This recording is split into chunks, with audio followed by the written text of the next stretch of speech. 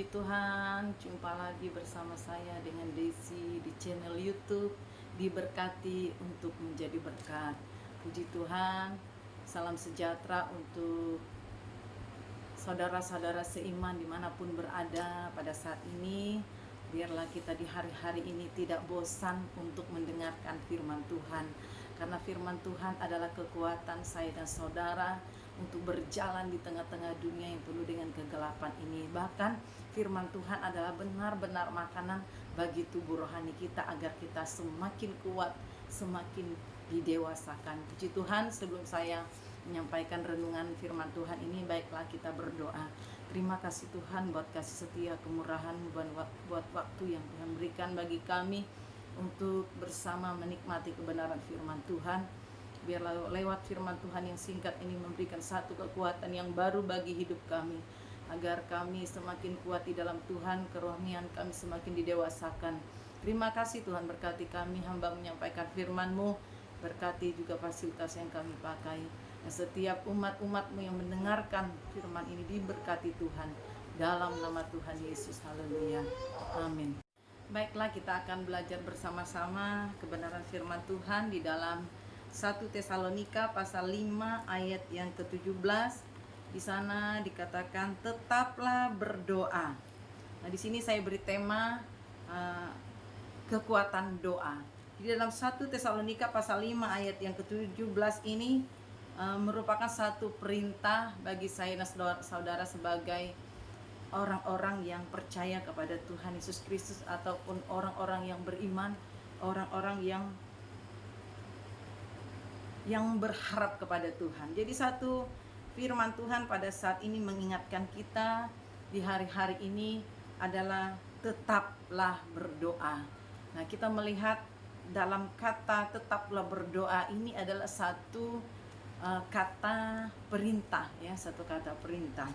Karena berdoa adalah satu percakapan dua arah antara saya dan Tuhan, ya, antara saya dan Bapa di surga. Nah, itulah doa. Jadi doa ini adalah merupakan satu sarana kita untuk terhubung dengan Bapa, ya. Kita menyampaikan sesuatu kepada Tuhan lewat doa. Jadi berdoa adalah percakapan dua arah, ya, dengan antara kita dengan Bapa di surga. Jadi doa yang benar itu adalah doa yang disampaikan kepada Bapa di surga. Nah, kenapa saya katakan demikian? Rupanya ada juga doa-doa yang tidak benar, ya, saudaraku yang dikasih oleh Tuhan. Nah, karena apa? Ada juga doa-doa yang disampaikan kepada Allah-Allah lain, ya, kepada batu, kepada roh-roh yang lain. Nah, itu bukan adalah doa yang benar, itu adalah doa yang salah. Jadi doa yang benar itu adalah doa yang disampaikan kepada Bapa di surga, ya, itu adalah doa yang benar. Nah, mengapa firman Tuhan datang kepada saya dan saudara pada saat ini, ya, mengingatkan kita untuk tetaplah berdoa? Karena apa? Di hari-hari ini adalah hari-hari yang sangat jahat.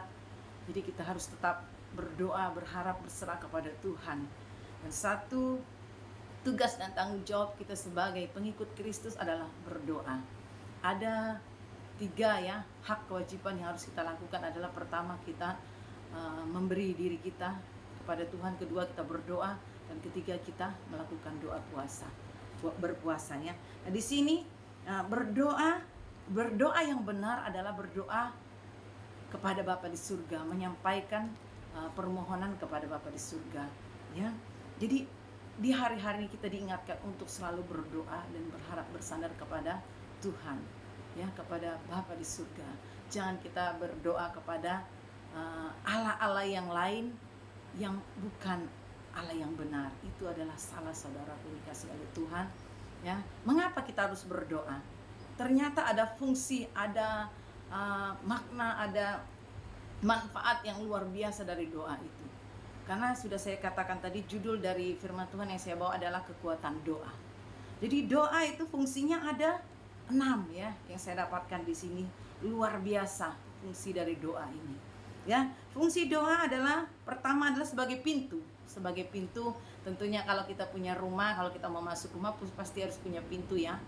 Ya, kalau tidak punya pintu, bagaimana kita masuk dalam rumah kita atau gedung gereja dan sebagainya. Jadi pintu itu pertama harus ada. ya. Semegah apapun rumah itu, sekecil apapun, seburuknya pondok itu, tetap punya pintu, punya ventilasi. Kalau tidak punya pintu, bagaimana kita masuk? Nah, demikianlah doa. Pertama, fungsi doa adalah pintu. Ya, pintu adalah bagaimana kita bisa masuk dalam dimensinya Allah. Ya, bagaimana kita masuk dalam dimensi ilahi dalam kehidupan kita. Ya, dulunya kita adalah orang-orang biasa, orang-orang yang tidak bertobat, ya, orang-orang yang berdosa.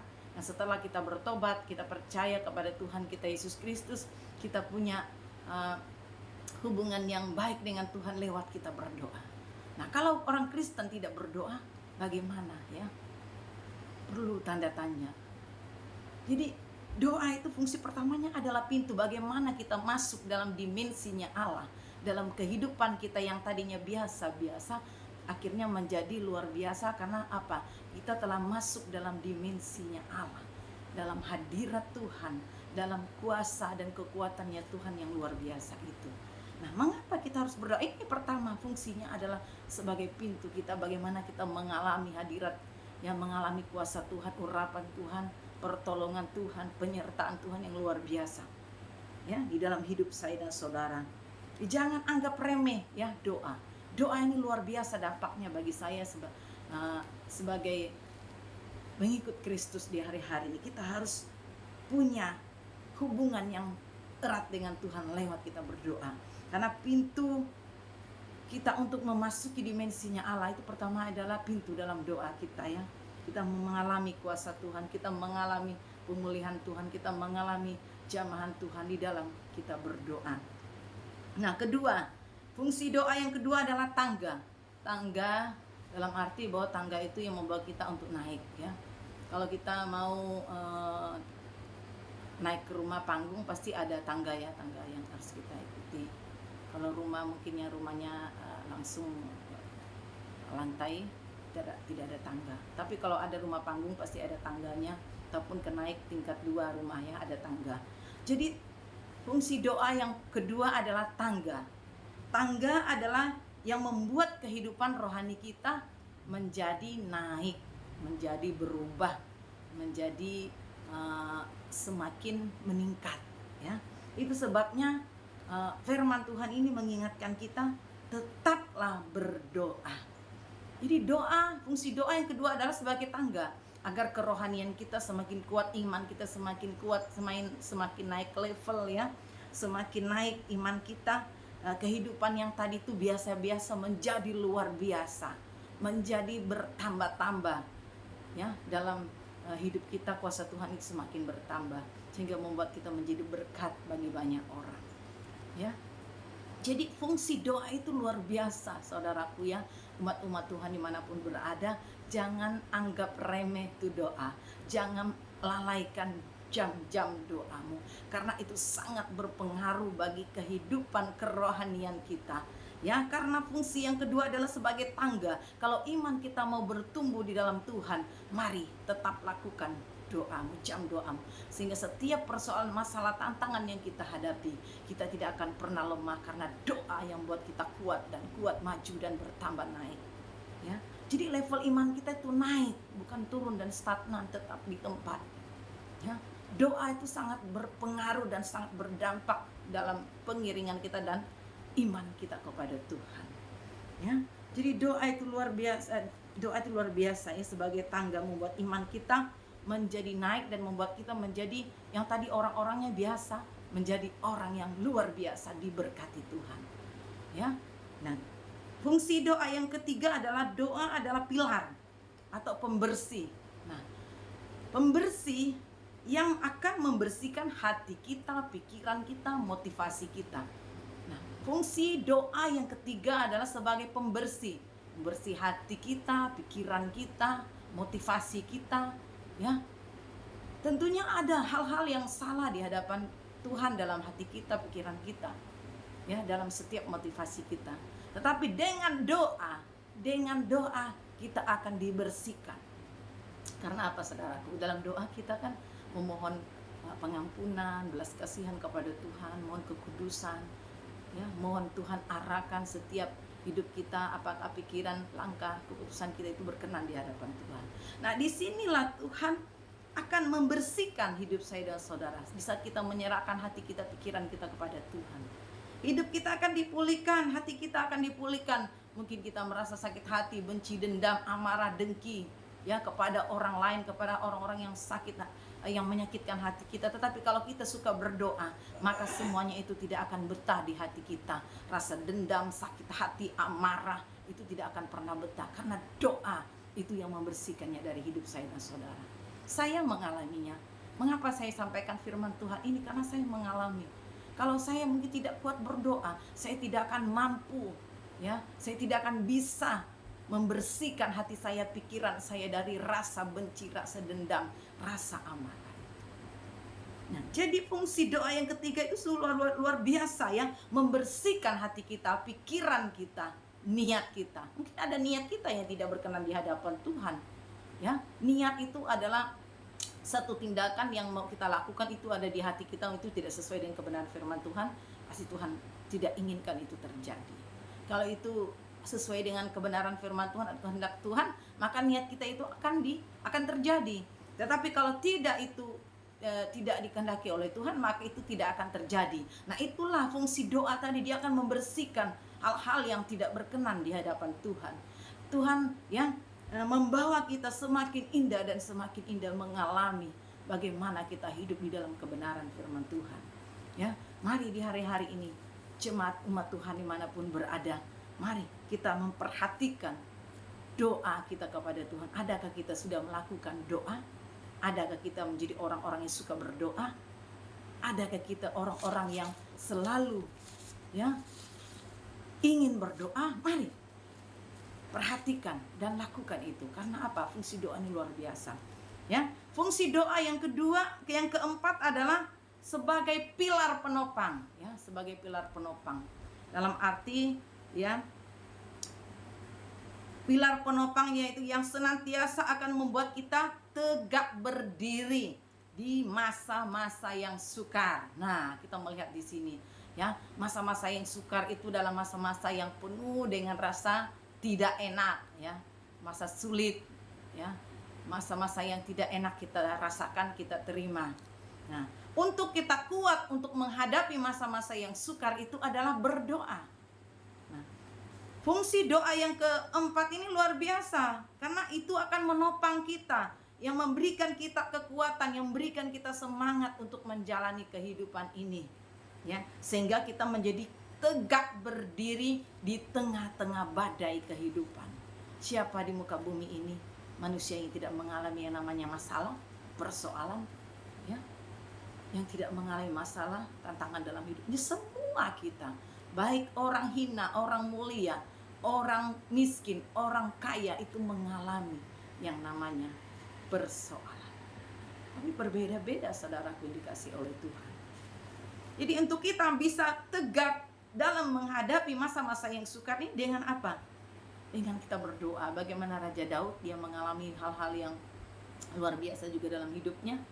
Dia juga pernah mengalami kekurangan, meminta makan di bait suci, ya, tidak punya apa-apa.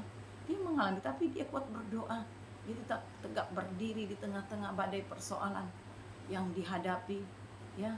Daud adalah seorang yang suka berdoa juga. Nah, mengapa firman Tuhan pada saat ini mengingatkan kita semua sebagai gereja Tuhan, umat Tuhan dimanapun berada? Mari tetap kuat dan tetap setia melakukan doa-doamu di hari-hari ini.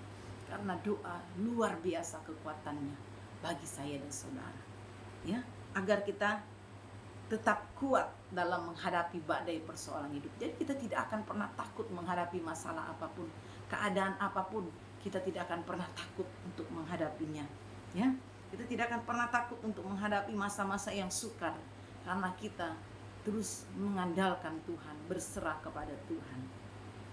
Nah, fungsi doa yang kelima adalah doa adalah senjata. Nah, doa adalah senjata dalam arti satu alat, satu senjata yang Tuhan berikan bagi saya dan saudara untuk bisa menang, ya, dalam menghadapi musuh, dalam menghadapi apa yang ada di depan kita, ya.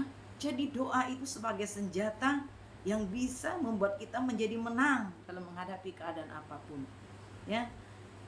Yang pasti dengan doa kita mampu ya meruntuhkan benteng-benteng dan mampu menghancurkan setiap serangan musuh. Nah, itu doa sangat besar dampaknya bagi saya dan saudara sebagai umat-umat Tuhan dimanapun berada. Dengan kita berdoa, kita mampu menghancurkan benteng-benteng musuh, ya, menghancurkan setiap serangan-serangan musuh dalam hidup saya dan saudara. Bagaimana kita bisa menang kalau kita tidak punya senjata?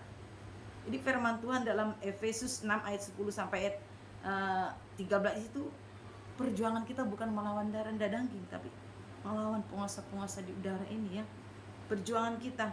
Jadi kita punya senjata untuk melawan penghulu-penghulu di udara itu lewat apa? Senjata yang diberikan oleh Tuhan ya. Kita harus mempergunakan senjata-senjata.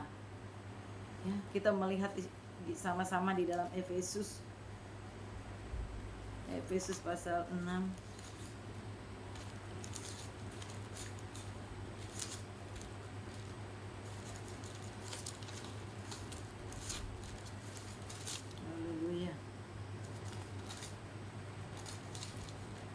Efesus pasal 6 ayat yang ke-10.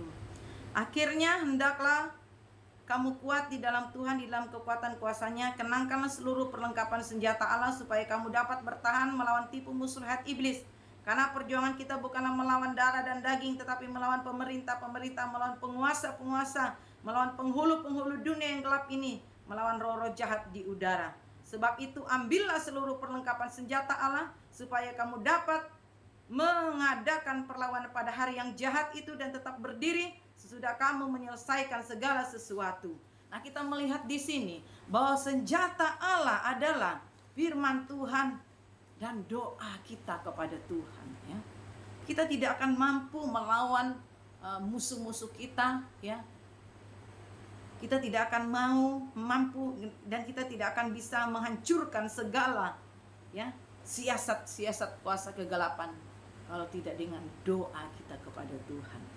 Mari kita mau menjadi orang-orang yang mempergunakan senjata Allah itu di hari-hari ini agar kita menjadi kuat, menjadi pemenang dan tegak berdiri ya, dan mampu menghancurkan benteng-benteng musuh yang ada di depan saya dan saudara yang tidak kita bisa deteksi dengan mata kita ya. Penghulu-penghulu di udara berbicara tentang roh-roh jahat ya, kuasa-kuasa kegelapan, setan iblis yang tentunya dengan kasat mata kita tidak bisa lihat, tetapi dalam alam roh kita bisa melakukan peperangan kepada penghulu-penghulu udara ini ya, musuh kita. Puji Tuhan, kita melihat lagi fungsi doa yang keenam adalah doa adalah sumber sukacita. Nah, kita melihat di sini orang yang suka berdoa pasti orangnya selalu bersukacita. Dalam keadaan apapun dia tetap bersukacita. Tidak pernah, saudaraku, dia akan tetap bersukacita. Nah, dalam menghadapi kehidupan ini tentunya kita mau di keadaan seperti ini, kita mau menikmati rasa yang sukacita itu. Rasa sukacita itu ada di hati kita ya. Merasa damai sejahtera, sukacita. Walaupun di keadaan apapun yang kita hadapi tetap ada sukacita, damai sejahtera. Tidak merasa sedih ya, kecewa, sakit hati, tetap tenang ya, tetap bersukacita, bisa menerima keadaan ya, bisa berdamai dengan keadaan apapun. Itulah orang yang bersukacita. Jadi fungsi doa yang keenam adalah sumber sukacita karena memberi kepastian, penghiburan. Karena setiap orang yang berdoa itu dia yakin bahwa doanya akan dijawab oleh Tuhan. Masa kita orang yang suka berdoa kita masih khawatir, tidak percaya Tuhan akan ambil alih. Jadi orang yang berdoa itu harus yakin, pasti sudah menerima jawaban. Jadi mengapa orang berdoa itu suka bersukacita? Karena dia yakin dia akan menerima kepastian dan telah mendapatkan penghiburan yang dari Tuhan dan jalan keluar ya. Bagi orang-orang yang berdoa adalah orang-orang yang punya kepastian. Jadi orang-orang yang berdoa itu orang-orang yang punya kepastian. Kepastian di dalam Tuhan, kan Tuhan yang memberikan jawaban dalam setiap pergumulan kita. Jadi jangan kita merasa kecil hati Kalau kita sudah berdoa, jangan pernah pikirkan lagi dalam arti kita khawatir lagi ya. Tapi di saat kita sudah berdoa, kita percaya kita sudah mendapatkan jawaban dan kita sudah mendapatkan kepastian yang daripada Tuhan. Itu sebabnya kita bersyukur dan kita bersukacita. Kita mendapat kepastian daripada Tuhan. Ya. Karena di dalam doa kita mendapat jawaban daripada Tuhan, dapat penghiburan ya. Karena orang-orang yang berdoa itu adalah orang-orang yang menerima, punya kepastian yang daripada Tuhan ya. Luar biasa ya dari fungsi doa ini. Jadi saudara-saudaraku umat Tuhan dimanapun berada, mari jangan lalaikan jam doa. Jika engkau sudah punya jam doa, lakukan dengan tekun, maka engkau melihat kuasa doa itu akan menyertai hidupmu sampai kesudahan zaman. Engkau akan menjadi pemenang-pemenang dalam segala perkara. Tapi kalau engkau umat-umat Tuhan yang belum punya jam doa, mulai di hari-hari lakukan jam doa. Belajar. Jika belum bisa 1 jam, belajar setengah jam. Ya. Jangan katakan, oh saya tidak punya waktu, saya tidak bisa berdoa karena waktu saya sibuk. Jangan saudara, kita yang atur waktu kita, bukan waktu yang mengatur saya dan saudara. Kita yang atur waktu. Tuhan sudah kasih kita 24 jam. Tuhan mau kita juga perpuluhan waktu. Ya, untuk waktu kita menyembah Tuhan, berdoa, berserah, berharap kepada Tuhan.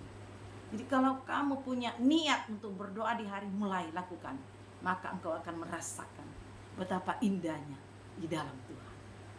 Ya, saya mengalami yang membuat hidup saya semakin indah di dalam Tuhan itu karena saya berdoa. Saya terus berharap kepada Tuhan. Dengan kekuatan gagah manusia saya menghadapi hidup ini, saya tidak mampu.